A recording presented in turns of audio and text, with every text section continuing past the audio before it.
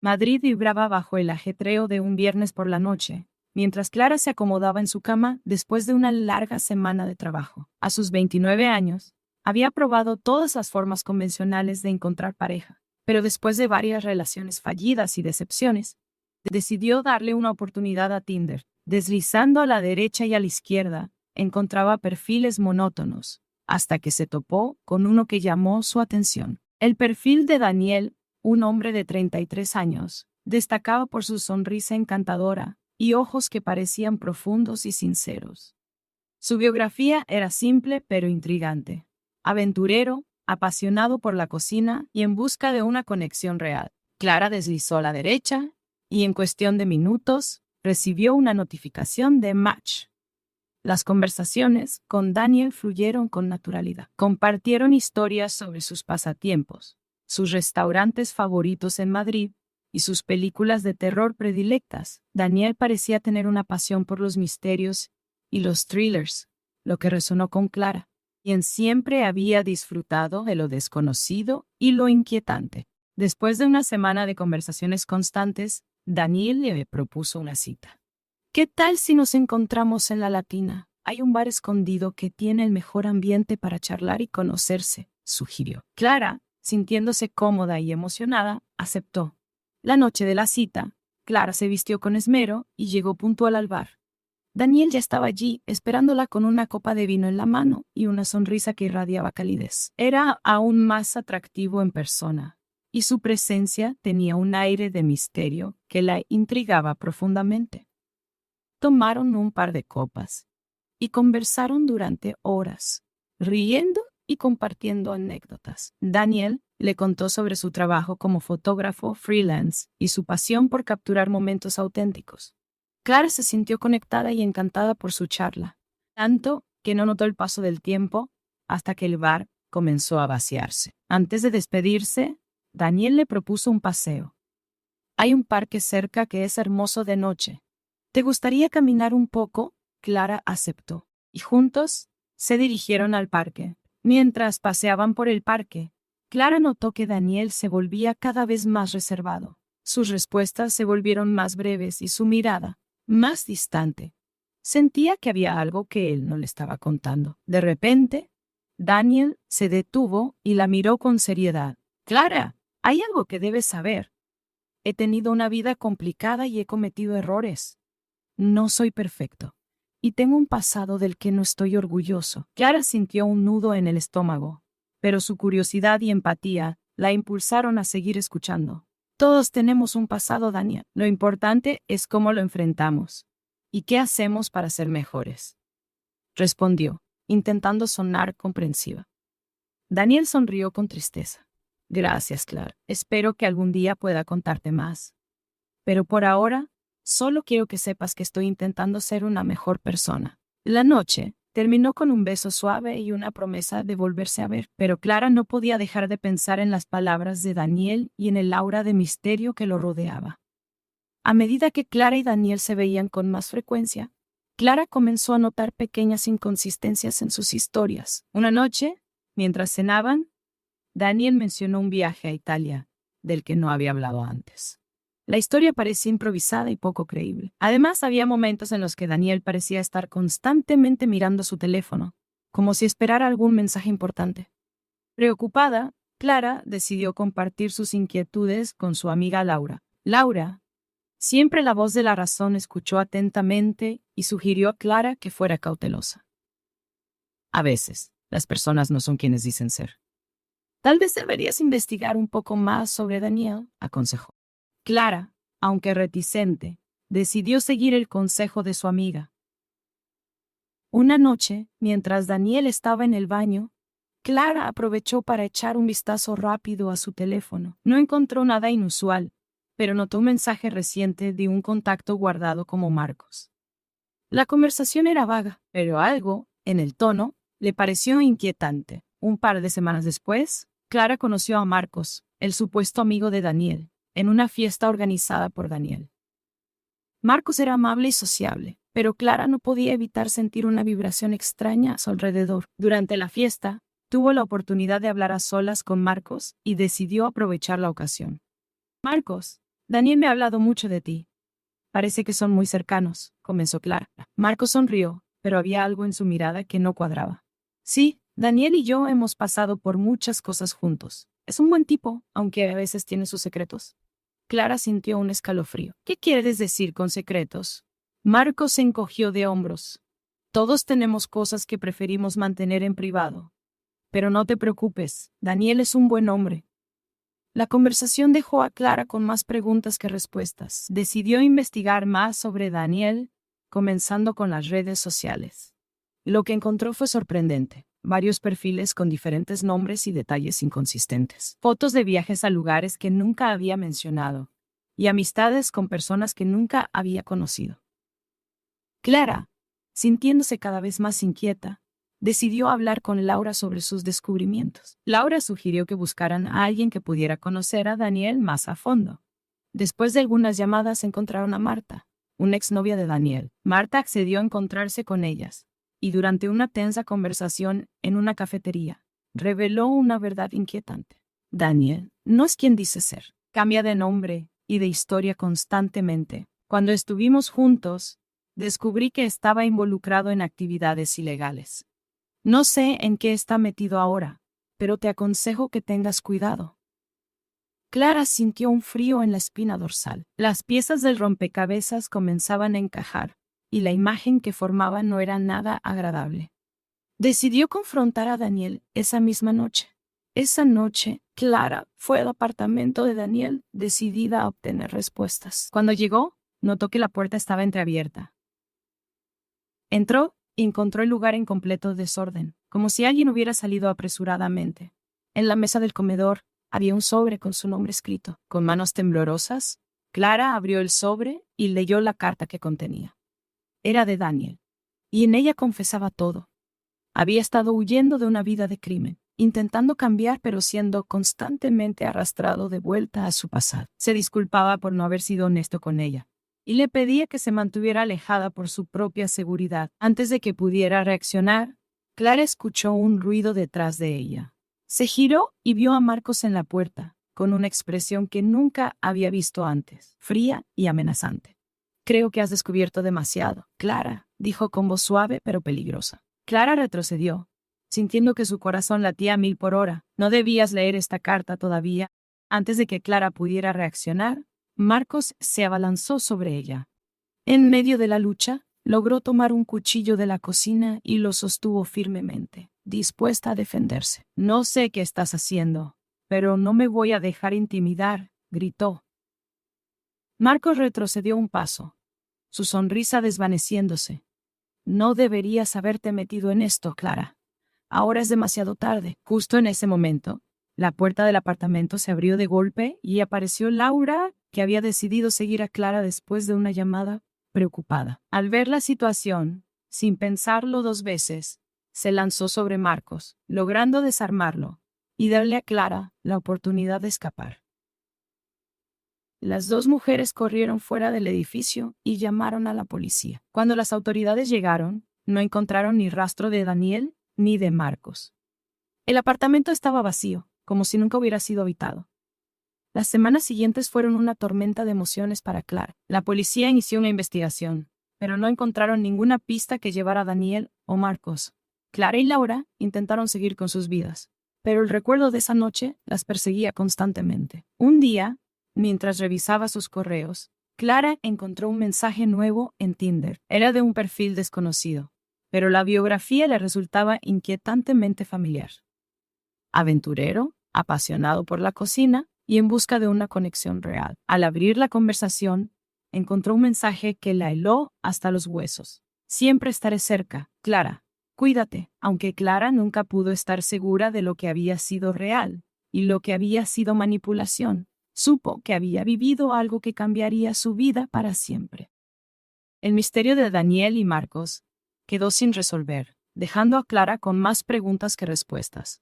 A pesar de las investigaciones y las búsquedas, el enigma de sus verdaderas identidades y sus intenciones nunca se esclareció. La vida de Clara siguió adelante, pero siempre con una sombra de duda y temor acechando en los rincones de su mente, recordándole que la verdad puede ser más oscura de lo que parece, y que a veces, deslizar a la derecha puede abrir la puerta a un gran abismo.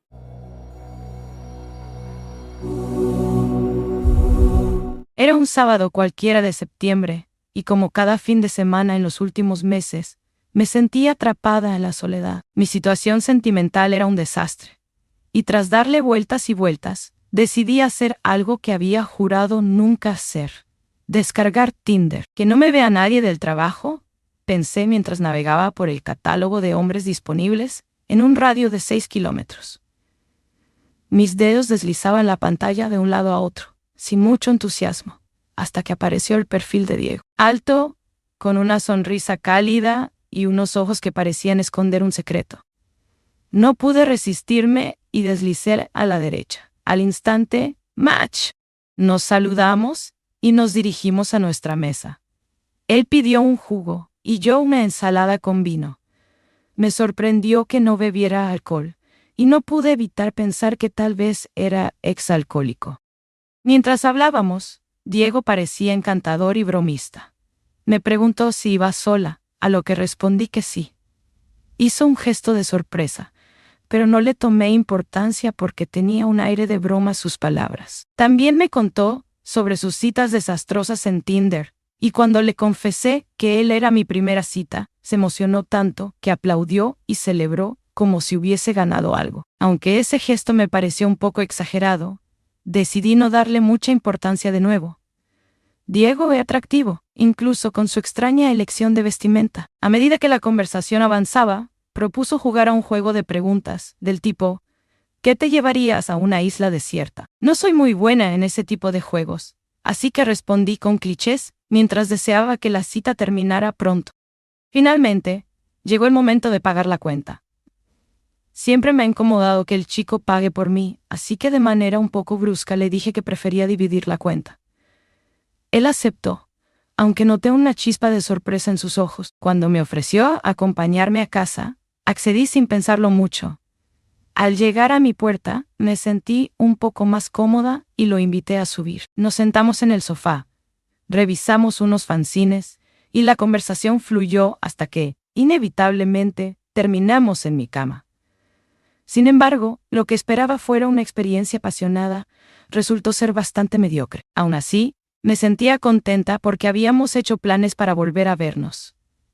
A la mañana siguiente, Diego se despidió amablemente y me acompañó al gimnasio, aunque noté que no estaba tan entusiasmado como la noche anterior. Le mandé un par de mensajes en los días siguientes, pero sus respuestas fueron cortas y sin emoción. Nunca volví a saber de él. Desconcertada y un poco dolida, traté de comprender qué había salido mal. Recordé que al final de la cita, Diego había hecho un comentario extraño, algo que en su momento no le di mucha importancia. Mientras estábamos en el sofá, de repente me miró fijamente y con un tono serio me preguntó: ¿no vas a presentarme a la niña con la que viniste? Me quedé atónita, incapaz de procesar lo que acababa de decir. ¿Qué niña?, respondí, confundida. La niña que estaba contigo cuando llegaste al restaurante. Pensé que era tu hermana o algo así. Sentí un escalofrío recorrer mi espalda. No recordaba haber visto a ninguna niña, y mucho menos haber llegado con alguien al restaurante. Creí que era una broma extraña, así que reí nerviosamente y cambié de tema. Pero ahora, días después, esa frase resonaba en mi cabeza. Decidí investigar un poco, y para mi sorpresa, descubrí algo inquietante. Los chicos con los que me había visto en los últimos meses fuera de Tinder parecían evitarme después de la primera cita. Recordé que en una ocasión, uno de ellos había mencionado de manera casual que parecía siempre estar acompañada. En ese momento, pensé que era una forma de decir que estaba ocupada o rodeada de amigos. Pero ahora, todo cobraba un nuevo significado. No podía sacarme de la cabeza la idea de esa niña. ¿Quién era? ¿Por qué Diego la había visto y yo no? ¿Por qué otros chicos parecían haber notado algo similar? Mi mente comenzó a llenarse de preguntas, y con ellas, un miedo creciente. Cada vez que me miraba en el espejo, me preguntaba si había algo en mí que no podía ver. ¿Estaba siendo acosada por algún tipo de presencia que solo los demás podían percibir? decidí acudir a uno de los chicos con los que había salido anteriormente. Después de mucha insistencia, aceptó verme y hablar. Cuando nos encontramos, su rostro reflejaba una mezcla de miedo y desconfianza.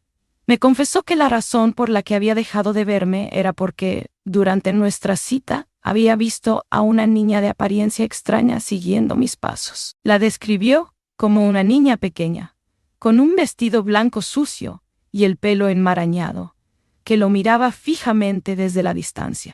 Lo más aterrador, me dijo con la voz temblorosa, es que cuando la mencioné, tú actuaste como si no la hubieras visto. En ese momento, me di cuenta de que no era la primera vez que alguien hacía un comentario similar, pero siempre lo había ignorado, pensando que eran bromas o malos entendidos. La inquietud se convirtió en pánico. Empecé a evitar los espejos, temiendo que, en algún momento, pudiera ver a esa niña reflejada detrás de mí.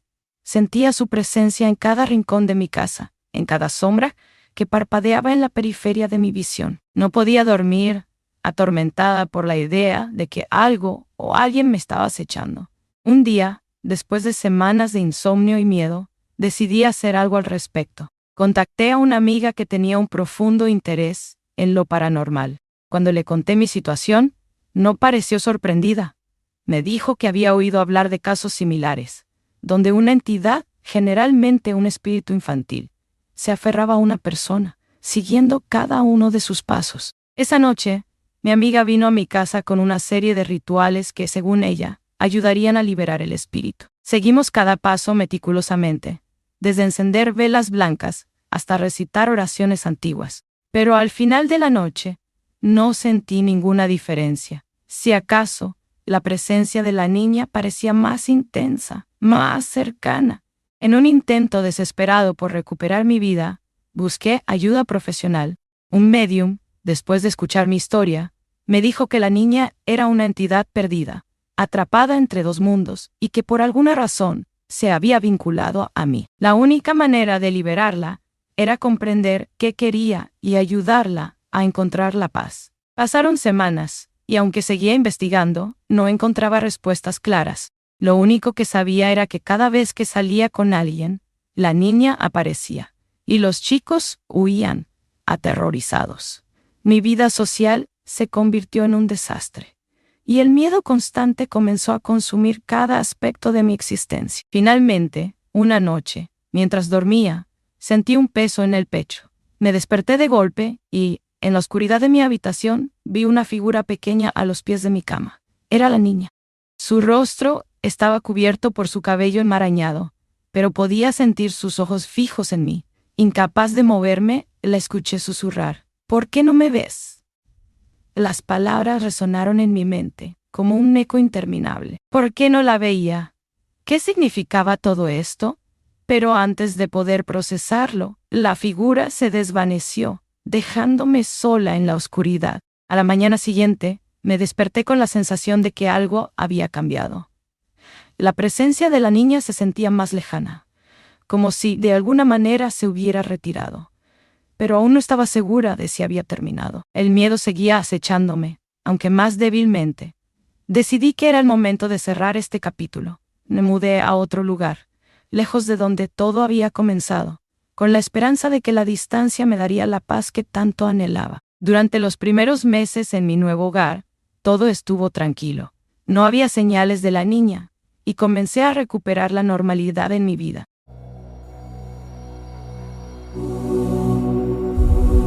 En Nueva York, Paula, una joven de 28 años, se sentía atrapada en la monotonía de su vida diaria. Trabajaba como diseñadora gráfica y pasaba la mayor parte de su tiempo libre en casa, buscando una manera de romper con su rutina. Animada por sus amigos, decidió descargar Tinder para conocer gente nueva y, quizás, encontrar algo de emoción en su vida. Después de algunos días de deslizar a la derecha e izquierda, Paula se encontró con el perfil de Miguel, un hombre de 32 años, con un aire intelectual y una biografía que decía: amante de los libros, el cine clásico y las conversaciones profundas, buscando a alguien con quien compartir mi mundo. Paula se sintió intrigada y deslizó a la derecha. Fue un match de inmediato. Las conversaciones con Miguel fueron emocionantes desde el principio. Hablaban sobre literatura, películas antiguas y sus sueños para el futuro. Miguel parecía entenderla de una manera que pocos habían logrado. Después de una semana de mensajes constantes, Miguel le propuso una cita. ¿Qué tal si nos encontramos en el Café Popular? Es un lugar clásico y encantador, perfecto para una buena conversación, sugirió. Paula, sintiéndose cómoda y emocionada, aceptó. En la noche de la cita, Paula llegó al Café Popular y encontró a Miguel esperándola con una sonrisa cálida. Era incluso más atractivo en persona, con una mirada intensa y una voz suave que la hizo sentir inmediatamente a gusto. Tomaron café y hablaron durante horas, compartiendo historias de sus vidas y riendo juntos. Miguel le contó sobre su trabajo como editor en una pequeña editorial y su amor por los libros raros. Paula se sintió conectada con él de una manera profunda y genuina. Al final de la noche, se despidieron con un abrazo y una promesa de volverse a ver. Paula no podía esperar para la próxima cita. Las semanas siguientes fueron un torbellino de citas y conversaciones emocionantes. Sin embargo, Paula comenzó a notar pequeñas inconsistencias en las historias de Miguel. Un día, mencionó haber viajado a París el verano anterior. Pero más tarde, en otra conversación, dijo que nunca había estado en Francia. Paula decidió no darle mucha importancia. Pero una noche, mientras Miguel estaba en el baño, Paula notó que su teléfono vibraba constantemente con mensajes de un contacto guardado como S. La conversación era críptica, pero algo en el tono de los mensajes la hizo sentir incómoda. Preocupada, Paula compartió sus inquietudes con su amiga Sara. No quiero ser paranoica, pero hay algo en Miguel que no encaja del todo, confesó. Sara, siempre protectora, le sugirió que investigara un poco más sobre él. Nunca está de más ser precavida. Averigua quién es realmente, le aconsejó. Paula decidió seguir el consejo de Sara y comenzó a buscar información sobre Miguel en Internet. Encontró varias menciones de él en artículos sobre la editorial donde trabajaba, pero lo que más le llamó la atención fue una antigua entrada en un foro sobre literatura que mencionaba a un hombre con su mismo nombre y descripción, asociado a un escándalo en una editorial en Madrid hace unos años. La curiosidad de Paula se intensificó y decidió buscar más sobre ese escándalo. Descubrió que Miguel había estado implicado en la desaparición de varios manuscritos valiosos y en la estafa a varios autores. La editorial se había visto obligada a cerrar y muchos autores habían quedado en la ruina. Paula sintió un escalofrío. ¿Podría ser el mismo Miguel? Decidió confrontarlo la próxima vez que se vieran. Esa noche, Paula fue al apartamento de Miguel, decidida a obtener respuestas. Cuando llegó, Miguel la recibió con su habitual sonrisa cálida, pero Paula notó algo diferente en su mirada, algo más oscuro y esquivo. Miguel, necesito hablar contigo, comenzó, tratando de mantener la calma. He encontrado algunas cosas sobre ti que no cuadran. Miguel la miró con sorpresa, pero rápidamente su expresión se endureció. ¿Qué es lo que has encontrado, Paula?, preguntó con voz tensa. Encontré información sobre un escándalo en una editorial en Madrid, y tu nombre estaba mencionado. ¿Es cierto que estuviste involucrado en eso? Paula sintió su corazón latir con fuerza mientras esperaba la respuesta. Miguel suspiró y se pasó una mano por el cabello. Paula, hay cosas de mi pasado de las que no estoy orgulloso. Sí, estuve involucrado en ese escándalo, pero no fue como lo pintaron. Fui una víctima de las circunstancias. Antes de que Paula pudiera responder, el teléfono de Miguel comenzó a vibrar de nuevo. Esta vez no pudo ignorarlo y contestó. La conversación fue breve y tensa, y Miguel terminó la llamada con una expresión sombría. Tenemos que irnos. Ahora, dijo Miguel con urgencia. Paula, confundida y asustada, no supo qué hacer. Miguel la tomó de la mano y la llevó fuera del apartamento. Miguel condujo rápidamente por las calles de Nueva York, sin decir una palabra. Paula, cada vez más asustada, trató de entender lo que estaba pasando. Miguel, ¿qué está pasando? Es complicado, Paula. Hay gente que me está buscando, gente peligrosa. No quería involucrarte en esto, pero ahora es inevitable, respondió Miguel, sus ojos llenos de preocupación. Paula no sabía qué pensar. Todo lo que creía saber sobre Miguel se desmoronaba. Finalmente, llegaron a un pequeño hotel en las afueras de la ciudad. Miguel la llevó a una habitación y cerró la puerta tras ellos. Tenemos que quedarnos aquí por un tiempo, hasta que las cosas se calmen, dijo Miguel. Paula, todavía en estado de shock, asintió, tratando de procesar todo. Esa noche, mientras Miguel dormía, Paula revisó su teléfono nuevamente. Encontró más mensajes de S y esta vez decidió leerlos detenidamente. Lo que descubrió la dejó helada. Los mensajes hablaban de planes, dinero y menciones a personas que parecían estar siguiendo a Miguel. Paula se dio cuenta de que había algo mucho más oscuro en juego. Decidió enviar un mensaje a Sara, explicándole la situación y pidiéndole ayuda. A la mañana siguiente, mientras Miguel estaba en la ducha, Paula recibió una respuesta de Sara. Paula, tienes que salir de ahí. He investigado un poco más y parece que Miguel está involucrado en algo muy peligroso. Estoy en camino a buscarte. Paula sintió una mezcla de alivio y miedo. Decidió confrontar a Miguel una vez más. Miguel, ¿quién es ese? ¿Y por qué estás huyendo realmente?, preguntó, su voz temblando. Miguel salió del baño, su expresión sombría. No quería que te enteraras de esto, pero parece que ya no tengo elección. Ese es Santiago, mi hermano. Estamos en medio de una disputa con gente muy peligrosa. Todo esto empezó cuando intenté ayudarlo, pero las cosas se salieron de control. Paula no sabía qué creer. Las palabras de Miguel sonaban sinceras, pero las pruebas que había encontrado decían lo contrario. Antes de que pudiera responder, se escuchó un golpe fuerte en la puerta. Sara llegó al hotel, acompañada de 2 agentes de policía. Paula sintió un alivio inmediato al ver a su amiga.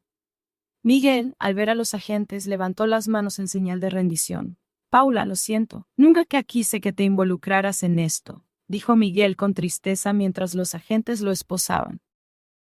Paula observó en silencio mientras Miguel era llevado.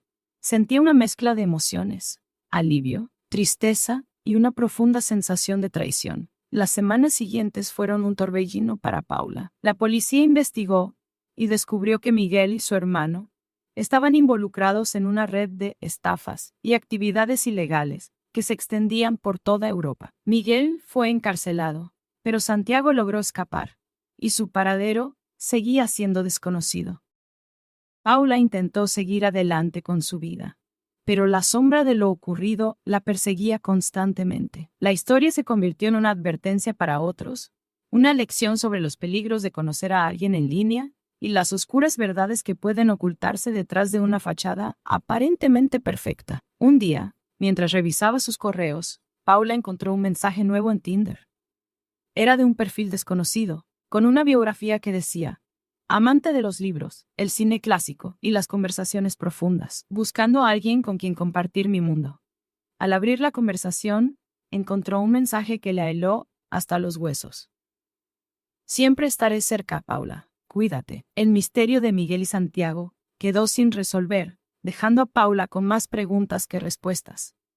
A pesar de las investigaciones y las búsquedas, el enigma de sus verdaderas intenciones nunca se esclareció.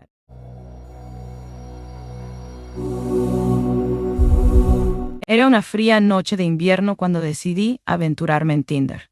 Al deslizar entre los perfiles, me encontré con un chico que parecía sacado de un cómic. Cabello oscuro, ojos azules y gafas que le daban un aire a Clark Kent. Al deslizar hacia la derecha, una conexión se hizo instantánea.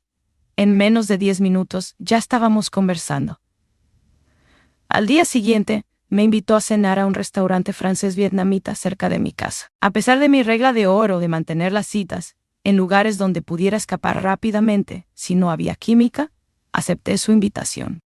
La noche anterior a nuestra cita, asistí a la fiesta de Navidad de mi empresa, donde la barra libre parecía una invitación a beber sin límites. La resaca al día siguiente fue devastadora. Desperté sintiéndome incapaz de moverme. Aunque esperé sentirme mejor para la hora de nuestra cita, a las 6 de la tarde seguía en pijama, mareada y sin apetito. Pero algo me decía que debía ir, así que reuní todas mis fuerzas para ducharme y vestirme. Al llegar al restaurante, lo vi esperando en el bar. Parecía aún más guapo en persona, pero había algo en su mirada que me inquietaba. Nos sentamos y él ordenó una botella de vino y aperitivos. Mientras comenzábamos a conversar, me di cuenta de que no teníamos mucho en común. Él era un fanático de la cultura japonesa y había aprendido japonés en solo 4 meses. Yo había pasado mi verano en picnics, con vino barato, durmiendo hasta el mediodía. Cada historia que le contaba parecía hacer que me juzgara un poco más, así que decidí no mencionar mi resaca. La conversación se hacía cada vez más incómoda. Mi Clark Kent resultó ser más Sheldon Cooper que Superman. Cuando terminé mi aperitivo, ya sabía que no habría futuro entre nosotros. Pero él, aparentemente, no pensaba lo mismo. Ordenó postre y café, extendiendo la cena mucho más de lo que podía soportar. Mientras él hablaba de sus viajes y logros, empecé a notar algo extraño en el ambiente. Las luces del restaurante parpadeaban de vez en cuando, y los otros comensales parecían desvanecerse en la penumbra. Mis sentidos, embotados por la resaca, se agudizaron con una creciente sensación de alarma. Intenté disimular mi inquietud, pero la incomodidad era palpable. Finalmente, llegó el momento de despedirnos. Me incliné para darle un abrazo, más por cortesía que por deseo, pero en ese instante, sentí un escalofrío recorrer mi espalda. Sus brazos se apretaron un poco más de lo necesario, y su sonrisa, hasta entonces encantadora, parecía ocultar algo siniestro. «Espero verte de nuevo», dijo, con una voz que resonó en mis oídos como un eco distante. Me despedí apresuradamente, deseando solo llegar a la seguridad de mi hogar. Mientras caminaba hacia mi coche, la sensación de ser observada no me abandonaba. Al mirar por el espejo retrovisor, vi su figura en la distancia, mirándome fijamente. Al llegar a casa, me dejé caer en mi cama, buscando refugio en la comodidad de mi manta y el brillo familiar de Netflix. Sin embargo, no pude concentrarme en ninguna serie. Mi mente volvía una y otra vez a la cena, a la extraña atmósfera del restaurante y a la perturbadora mirada de Clark Kent. Los días siguientes pasaron sin incidentes, pero la inquietud permanecía. Unos días después recibí un mensaje de él. Decía que había olvidado decirme algo muy importante y quería decírmelo en persona. La excusa me pareció sospechosa, así que decidí ignorar el mensaje. Esa noche, mientras intentaba dormir, un ruido en la ventana me despertó. Al asomarme, vi una figura familiar en la calle, mirándome fijamente. Era él, Clark Kent, o quien quiera que fuera en realidad. El pánico me invadió. Cerré las cortinas y llamé a la policía, pero cuando llegaron no encontraron a nadie. Los días siguientes fueron una pesadilla. Cada vez que salía, sentía su presencia. En el supermercado, en el gimnasio, incluso en el trabajo. Era como si estuviera en todas partes, observándome, acechándome. Finalmente, decidí cambiar mis rutinas y hasta me mudé a un nuevo apartamento, esperando escapar de su inquietante presencia. Una noche, mientras me acomodaba en mi nueva casa, el timbre de la puerta sonó. Al mirar por la mirilla, no vi a nadie. Abrí la puerta con cautela y encontré un paquete en el suelo. Dentro había una nota: «Espero verte de nuevo». Un escalofrío recorrió mi cuerpo. Como había encontrado mi nueva dirección, decidí ir a la policía de nuevo, pero sin pruebas concretas no podían hacer mucho. La sensación de impotencia me abrumaba. Mi vida se había convertido en una serie de días llenos de paranoia y noches sin dormir. Una noche, mientras revisaba mis fotos antiguas, encontré una que me llamó la atención. Era de una fiesta universitaria hace años, y entre las caras familiares había una figura en el fondo, Clark Kent, observándome. Un terror profundo me invadió al darme cuenta de que él había estado siguiéndome mucho antes de nuestra cita, en Tinder. Decidí enfrentarme a él, poner fin a esta pesadilla. Acordé encontrarme con él en un café público, donde esperaba que no pudiera hacerme daño. Cuando llegó, su sonrisa era la misma de siempre, pero sus ojos revelaban algo oscuro y perturbador. «Sabía que me llamarías», dijo, mientras se sentaba. Tomé un sorbo de mi café, intentando mantener la calma. «¿Quién eres?», le pregunté directamente. Su sonrisa se amplió, revelando una verdad que me heló la sangre. «He estado observándote durante años. Eres perfecta. No podía dejar que te fueras». El miedo me paralizó, pero intenté mantener la compostura. «Esto tiene que parar. Voy a la policía», pensé. Él se inclinó hacia mí, sus ojos brillando con una intensidad enfermiza. «No puedes detenerme. Estaremos juntos, de una forma u otra. Salí corriendo del café, mi corazón latiendo desbocado. Sabía que debía encontrar una forma de escapar de su sombra. Esa noche, preparé mis maletas y me fui, sin mirar atrás. Durante semanas, viajé de ciudad en ciudad, siempre vigilante, siempre alerta. Pero el miedo nunca me abandonaba. Sabía que él estaba ahí, en alguna parte, esperando, observando. Un año después, decidí establecerme en una pequeña ciudad. Lejos de todo, había comenzado a sentirme segura de nuevo, a reconstruir mi vida. Una noche, mientras revisaba mi correo, encontré una carta sin remitente. La abrí con manos temblorosas. Dentro, solo había una foto de nosotros en la cena, y una nota: hasta pronto. El terror regresó más fuerte que nunca. Sabía que nunca podría escapar de él. Mi vida se había convertido en una interminable huida de un oscuro y siniestro Clark Kent, que había convertido mi existencia en una pesadilla interminable. Y así, mi historia de una cita de Tinder se transformó en un juego macabro de gato y ratón, con un desenlace que parecía no tener fin.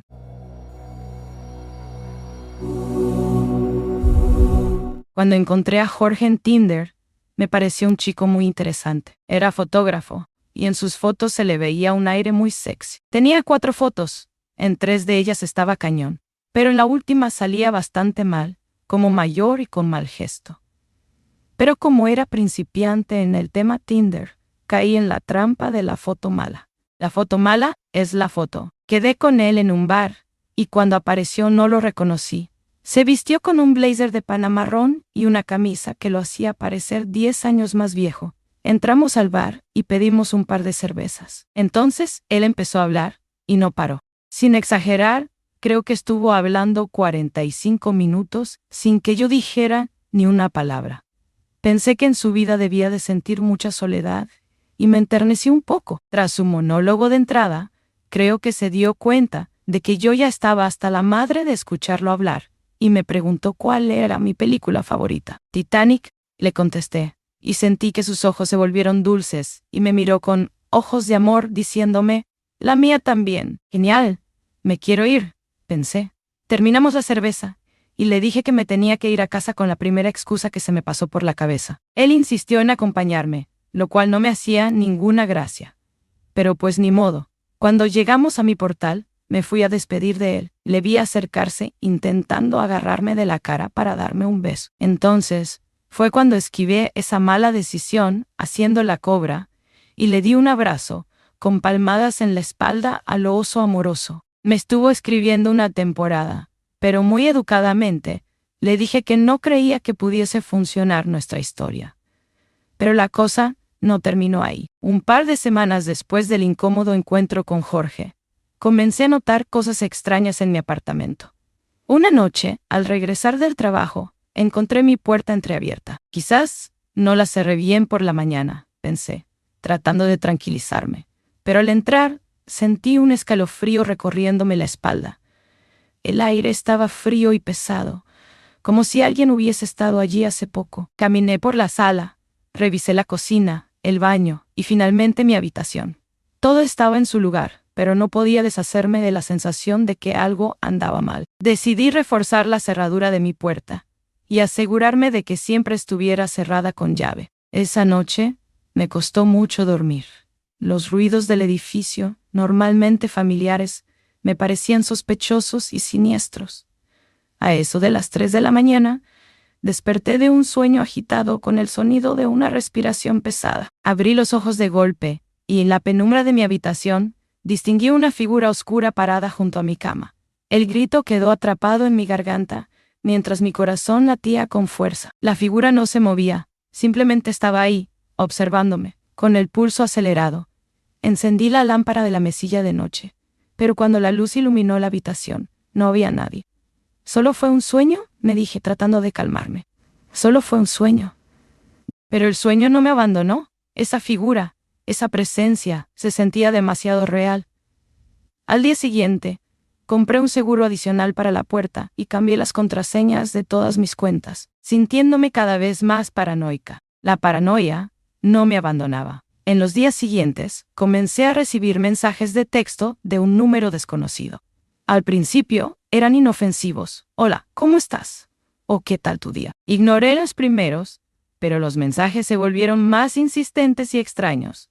¿Recuerdas nuestra cita en el bar?, decía uno. Otro decía, me gusta tu vestido rojo, lo usaste el viernes. La sangre se me heló al leerlo. Ese día había usado un vestido rojo, pero no había visto a nadie conocido. Comencé a preocuparme seriamente. Decidí ir a la policía, pero ellos no pudieron hacer mucho. Sin pruebas concretas, no podemos hacer mucho, me dijeron. Sentí una mezcla de frustración y miedo. Decidida a no ser una víctima indefensa, comencé a investigar por mi cuenta. Recordé las fotos de Jorge en Tinder, especialmente la última, la foto mala. Decidí buscar información sobre él en las redes sociales. Al principio, no encontré mucho. Su perfil de Tinder había desaparecido, y no tenía presencia en Facebook o Instagram. Pero mi búsqueda me llevó a un foro oscuro en Internet, donde encontré un hilo sobre experiencias extrañas en Tinder. Varias personas habían descrito encuentros inquietantemente similares al mío, con un hombre que coincidía con la descripción de Jorge. Sentí un escalofrío al leer los relatos. Personas que habían sido acosadas, seguidas e incluso atacadas después de rechazar a este hombre. Decidí contactar a algunos de los usuarios del foro y descubrí un patrón perturbador. Jorge no solo era persistente, sino que parecía disfrutar del miedo que generaba. Su última víctima conocida había desaparecido misteriosamente, lo que me llenó de un pánico aún mayor. Una noche, decidí enfrentar mis miedos y enfrentarme a Jorge. No podía vivir en constante terror. Le envié un mensaje desde un número nuevo, haciéndome pasar por una nueva interesada en Tinder. Como era de esperar, mordió el anzuelo y accedió a encontrarse conmigo en el mismo bar donde nos habíamos visto por primera vez. Llegué temprano y me senté en una mesa cerca de la puerta, con una vista clara del lugar. Cuando Jorge llegó, sentí una mezcla de ira y miedo. Se veía igual de siniestro que la primera vez, con ese aire de falsa seguridad. Se sentó frente a mí, sin reconocerme al principio, pero cuando nuestras miradas se cruzaron, vi una chispa de reconocimiento en sus ojos. ¿Tú?, dijo con una sonrisa torcida. No esperaba verte aquí. No soy quien esperabas, respondí con firmeza tratando de mantener mi voz estable. Jorge sonrió aún más, una sonrisa que no alcanzaba sus ojos. Sabes, siempre me ha gustado un buen desafío. Mientras hablábamos, traté de mantener la calma y obtener la mayor cantidad de información posible. Jorge se mostró evasivo, pero dejaba escapar pequeños detalles que confirmaban mis peores temores. Hablaba con una confianza que rozaba la arrogancia, como si supiera que estaba siempre un paso adelante. En un momento de la conversación, sentí que debía actuar. ¿Por qué haces esto?, le pregunté, tratando de que mi voz no temblara. ¿Hacer qué?, respondió, fingiendo inocencia. Acosar a las personas, jugar con sus miedos, le dije. Jorge se inclinó hacia adelante, sus ojos brillando con una intensidad que me hizo estremecer. «Porque puedo», dijo en un susurro. «Porque es divertido». Sentí una oleada de rabia y miedo, pero antes de que pudiera responder, alguien se acercó a nuestra mesa. Era un hombre alto, con una expresión seria. «Disculpa, ¿te importa si me siento?», dijo, mirando a Jorge. Jorge pareció desconcertado por un momento, pero asintió. El hombre se sentó y me miró con preocupación. «¿Estás bien?», me preguntó. Asentí lentamente, sin saber qué decir. El hombre se volvió hacia Jorge. «Creo que es hora de que te vayas», dijo con firmeza. Jorge se rió, pero había un nerviosismo en su risa. «¿Y quién eres tú para decirme eso?». El hombre sacó una placa de su chaqueta. «Policía. Hemos estado siguiendo tus pasos, Jorge. Es hora de que respondas por tus acciones». El color se desvaneció del rostro de Jorge, y por primera vez lo vi verdaderamente asustado. Se levantó lentamente, pero antes de que pudiera hacer algo, 2 policías más aparecieron y lo esposaron. Mientras lo llevaban, Jorge me miró con odio puro. «Esto no ha terminado», murmuró. «Volveré por ti». El policía que me había ayudado se quedó a mi lado, asegurándome que estaría a salvo. Sentí una mezcla de alivio y temor. Aunque Jorge fue arrestado y condenado por sus crímenes, su amenaza final siempre permaneció en mi mente. Aprendí a vivir con el miedo, tomando todas las precauciones posibles para protegerme.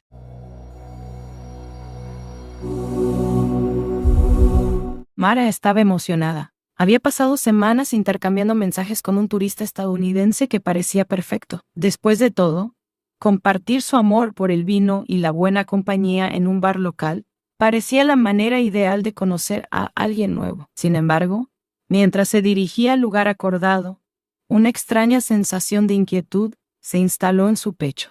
La ciudad estaba tranquila esa noche, como si el tiempo se hubiera detenido en anticipación a algo importante. Llegó al bar, un sitio pintoresco con un patio amplio y una atmósfera acogedora. Al entrar, buscó con la mirada su cita. No tardó mucho en encontrarlo. Un hombre alto, de cabello rubio y una sonrisa amplia que intentaba parecer casual. «Hola, soy Tom», dijo con un acento claramente extranjero, pero sin duda estadounidense. Después de un breve intercambio de saludos, se dirigieron a la fila para comprar sus bebidas. «¿Qué te gustaría tomar?», preguntó Tom con una sonrisa. «Vino tinto», respondió Mara. «Genial, yo también. Compartamos una botella». Hasta ese momento, todo parecía ir bien. Sin embargo, cuando llegó el momento de pagar, Tom la miró con seriedad. «Vas a pagar tu mitad». «No, somos millennials. Me parece justo». Aunque Mara era una mujer independiente y mente abierta, la justificación de Tom le pareció ridícula. Decidió no darle importancia y pagó su parte. Ya con la botella en mano, se dirigieron a una mesa en el patio. Tom, aparentemente encantado con la cultura local, comenzó a hablar en un español con un acento exageradamente español, tratando de ocultar su verdadero acento. Cada salud que pronunciaba hacía que Mara se estremeciera de vergüenza ajena. La conversación, que inicialmente parecía prometedora, se tornó insoportable cuando Tom no dejaba de hablar sobre su supuesto éxito en YouTube. Intentando cambiar de tema, Mara le preguntó por su placer culposo. «A mí me encanta Justin Bieber y Harry Styles», confesó, esperando una respuesta similar. Tom, sin embargo, respondió con algo que la dejó aún más incómoda. «Mi placer culposo es que me encanta dar masajes». Antes de que pudiera procesar lo que había escuchado, Tom le guiñó el ojo y extendió su mano hacia su hombro. Mara sintió su piel erizarse al contacto y rápidamente intentó detenerlo. «Es que odio los masajes porque soy muy cosquillosa», dijo, tratando de sonar casual. Afortunadamente, Tom retiró su mano, pero la sensación de incomodidad persistió. Después de lo que pareció una eternidad, la botella de vino se agotó.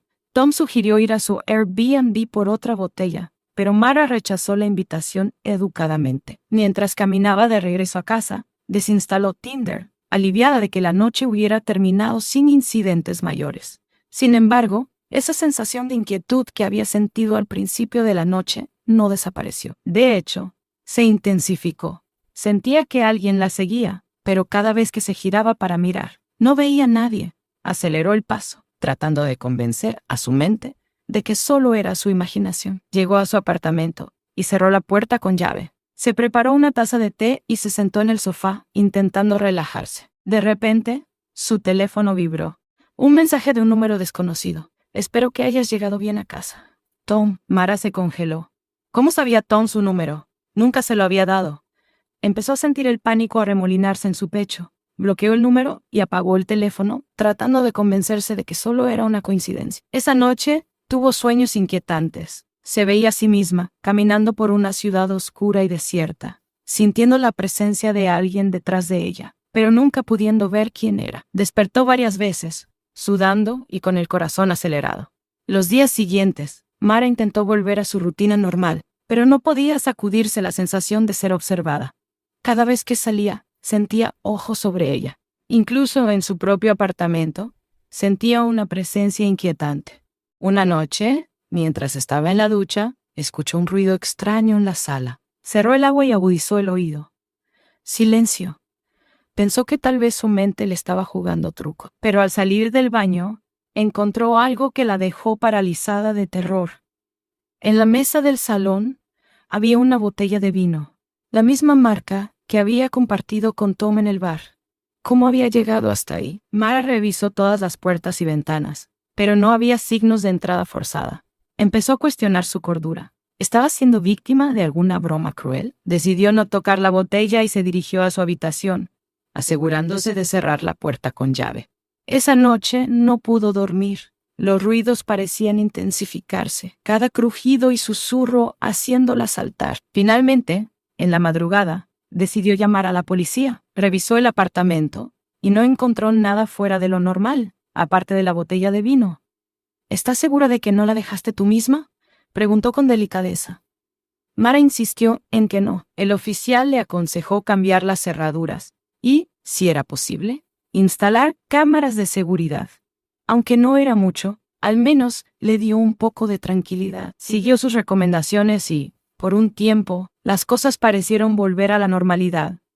Sin embargo, una noche, mientras revisaba las grabaciones de las cámaras, vio algo que la hizo dudar de todo lo que sabía. En el video, alrededor de las 3 de la mañana, se veía a sí misma caminando por la sala y colocando la botella de vino sobre la mesa. No recordaba haberlo hecho.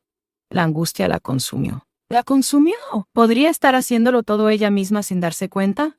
Decidió consultar a un terapeuta, pensando que tal vez estaba experimentando algún tipo de trastorno disociativo. Las sesiones con el terapeuta le ayudaron a calmarse un poco, pero no disiparon completamente sus miedos. Seguía sintiendo la presencia, esa sensación de ser observada. Empezó a dudar de su propia realidad, cuestionándose si todo era producto de su mente. Una noche, mientras estaba en una sesión de terapia, su terapeuta le hizo una pregunta que la dejó helada. ¿Has considerado que tal vez no eres tú la que está poniendo esas botellas, sino alguien que se hace pasar por ti? La idea era aterradora, pero tenía sentido. Decidió investigar más a fondo, revisando minuciosamente las grabaciones y buscando cualquier detalle que pudiera haberse perdido. Finalmente, encontró algo perturbador. En una de las grabaciones, justo antes de que ella apareciera con la botella, se veía una sombra moviéndose en el fondo. Llamó a un amigo cercano, alguien en quien confiaba plenamente, y le explicó la situación. Juntos, revisaron las grabaciones y planearon una estrategia. Esa noche, mientras Mara fingía dormir, su amigo se escondió en el salón, armado con una cámara y una linterna.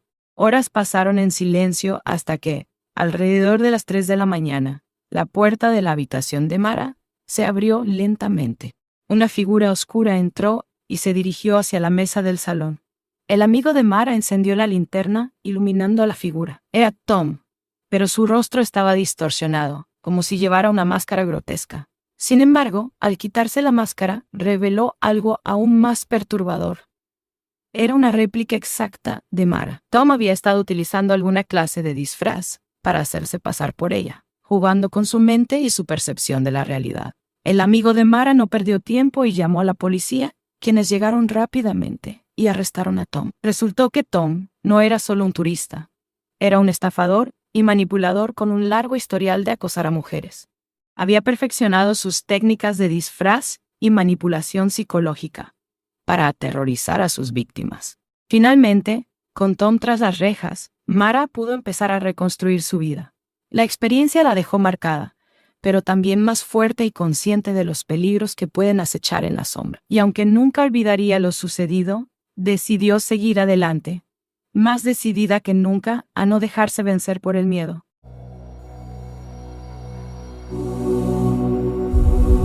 Aquella tarde de septiembre, me encontraba en un ciclo interminable de soledad y decepción amorosa. Cansada de las promesas vacías y los mensajes sin respuesta, decidí, en un arrebato de desesperación, descargar Tinder. Siempre había rechazado la idea de ligar por internet, pero algo en mí, quizás la nostalgia por tiempos mejores, me impulsó a ignorar mis propias reservas. Las experiencias en Tinder habían sido un desfile de hombres aburridos, conversaciones sin chispa y encuentros desastrosos. Pero entonces apareció Samuel. Su perfil era diferente. Sus fotos irradiaban una energía magnética que me cautivó de inmediato, y su mensaje inicial fue tan encantador que, sin dudarlo, le di mi número. Durante días intercambiamos mensajes. Samuel era encantador, lleno de humor, y siempre sabía exactamente qué decir para mantenerme sonriendo. Sus mensajes de voz revelaban un acento francés que me hacía derretir. Era casi perfecto, como si hubiera sido diseñado especialmente para mí. Finalmente, propuso una cita en persona. Samuel trabajaba para una marca deportiva que organizaba una carrera en mi ciudad, Como alguien que apenas podía subir un tramo de escaleras sin quedarse sin aliento, la idea de correr una carrera era lo más alejado de mis intereses, pero su entusiasmo era contagioso, y acepté sin pensarlo 2 veces. El viernes, quedamos cerca de mi casa para recoger un kit de carrera que Samuel había preparado para mí. Cuando lo vi por primera vez, mis rodillas casi cedieron bajo su mirada. Era más atractivo de lo que sus fotos habían dejado entrever. Su sonrisa era deslumbrante, y su acento francés me envolvía como un suave susurro. Todo en él era perfecto, demasiado perfecto. Después de recoger el kit, le sugerí que cenáramos en mi apartamento. Una vez en el ascensor, su beso fue tan repentino como electrizante. La conexión entre nosotros era palpable, y cuando llegamos a mi apartamento, la atracción se transformó en pasión desenfrenada. Lo que ocurrió aquella noche fue extraordinario. Fue una de esas experiencias que te hacen cuestionar todo lo que creías sobre el amor y la intimidad. Sentí que nuestras almas se entrelazaban, que compartíamos una conexión más allá del entendimiento racional. Pero algo en mí, apenas perceptible, comenzó a desvanecerse. Una ligera fatiga se asentó en mi cuerpo, pero la atribuí al éxtasis del momento. Después, devoramos 3/4 de una pizza de pepperoni antes de volver a la cama. Samuel se quedó dormido casi al instante, pero yo no pude conciliar el sueño. Estaba inquieta. Mi mente era un torbellino de pensamientos. La carrera del día siguiente me causaba una ansiedad creciente. ¿Cómo iba a correr 7 kilómetros cuando ni siquiera podía mantenerme despierta? El sonido del despertador a las 6 de la mañana fue brutal. Apenas había dormido un par de horas y me sentía extenuada, como si no hubiera descansado en absoluto. Aún así, me obligué a maquillarme, intentando disimular el cansancio que parecía haberse arraigado en lo más profundo de mí.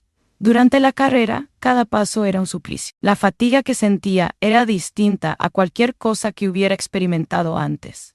No era solo física. Era como si algo estuviera drenando mi energía vital. Samuel se mantuvo a mi lado, animándome, pero su presencia ya no me resultaba reconfortante. Había algo en él, algo en su cercanía, que me hacía sentir aún más débil. En los últimos kilómetros, mi cuerpo cedió. Un malestar creciente me invadió, culminando en una náusea intensa. Llegué a la meta y me desplomé al lado de un árbol, vomitando violentamente. Las palabras de Samuel, con ese acento que antes me resultaba tan seductor, ahora me sonaban distantes, como si vinieran de otro mundo. No te preocupes, bonita, seguramente fue la pizza. Me llevó a casa, y aunque la familiaridad de mi apartamento debería haber sido reconfortante, me sentía extrañamente desconectada. Algo había cambiado en mí, algo que no podía identificar. Subí a mi cama y caí en un sueño profundo, casi comatoso. Cuando desperté, ya era de noche. Mi cuerpo seguía sintiéndose agotado, y un miedo irracional se había apoderado de mí.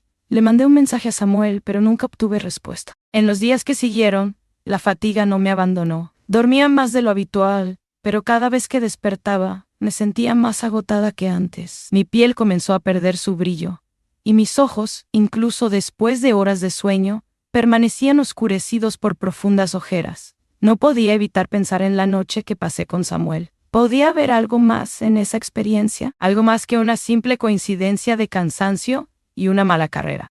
Un día, mientras intentaba distraerme de mis preocupaciones, me hice preguntas como ¿quién era realmente Samuel? ¿Por qué ella nunca apareció de nuevo? El cansancio que había sentido no era solo físico. Era como si algo estuviera consumiendo mi vitalidad, algo que se había desencadenado aquella noche. Decidí investigar, hablar con amigos, buscar respuestas. A medida que indagaba más, me encontré con relatos en foros oscuros de Internet, historias de mujeres que habían experimentado algo similar. Hombres que aparecían de la nada, encantadores, irresistibles, y que después de una noche de pasión, dejaban a sus víctimas en un estado de agotamiento inexplicable. Algunas hablaban de seres que se alimentaban de la energía vital de otros, criaturas antiguas que se ocultaban bajo el disfraz de humanos. No quería creerlo, pero la evidencia estaba allí, en mi cuerpo, en mi mente, en la sensación de que algo se estaba apoderando de mi vida. Mi salud seguía deteriorándose. Consulté médicos, pero todos los exámenes resultaban normales. Nadie podía explicar por qué me sentía tan débil, tan vacía. Mi vida se convirtió en una rutina de exámenes médicos, consultas con especialistas y búsquedas en Internet. Pero una noche, después de meses de desesperación, encontré un antiguo texto en una página casi olvidada. Decía que estos seres, conocidos como vampiros de la energía, podían ser combatidos si la víctima tomaba medidas para recuperar su poder interior. Según el texto, había que romper la conexión emocional con el ser que te había drenado, purificar tu cuerpo y alma y fortalecer tu mente. Decidí intentarlo. No tenía nada que perder. Empecé a meditar diariamente, a comer alimentos que renovaran mi energía y a desconectarme emocionalmente de todo lo relacionado con Samuel. Me deshice de todos los recuerdos. Eliminé su número, borré las fotos, incluso quemé el kit de carrera que me había dado. Lentamente empecé a notar cambios. Mis energías comenzaron a regresar, primero de manera sutil, luego con más fuerza. Mi piel recuperó su color, las ojeras desaparecieron y la fatiga que me había consumido por tanto tiempo comenzó a desvanecerse. Cada día que pasaba me sentía más como yo misma, como si hubiera salido de un largo y oscuro túnel. Eventualmente, volví a mi vida normal. Empecé a trabajar, a salir con amigos, a disfrutar de las pequeñas cosas de la vida que antes daba por sentadas. Y aunque mi salud había regresado, me quedé con una cicatriz emocional, un recordatorio constante de la noche que cambió mi vida. Aprendí una lección valiosa. Las aventuras de una noche no siempre son lo que parecen. La experiencia con Samuel, aunque emocionante al principio, casi me costó todo lo que era. Ahora sé que no todo lo que brilla es oro, y que hay cosas en este mundo que no se pueden explicar fácilmente. A veces, el precio de un momento de placer puede ser demasiado alto. Y a veces, la mejor decisión es seguir adelante con cautela, protegiendo tu corazón y tu energía de aquellos que podrían intentar arrebatártelo.